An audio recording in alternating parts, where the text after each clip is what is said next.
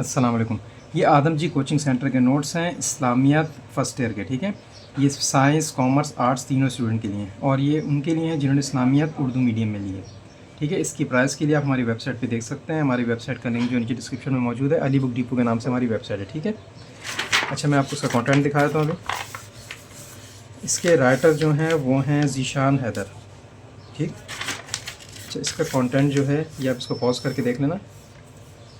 अच्छा, हो सकता है कि आपको साफ़ रिज़ल्ट नज़र ना आए, तो आप यहाँ सेटिंग पे जाके क्वालिटी को 720 कर देना, ठीक है। ये वीडियो यूट्यूब पे बनी हुई है तो वहाँ से आपको फिर साफ़ नज़र आ जाएगा। बस सेटिंग पे जाके क्वालिटी को कम इंक्रीज़ कर देना आप फिर, ठीक है। इसको पॉज करके देख लेना।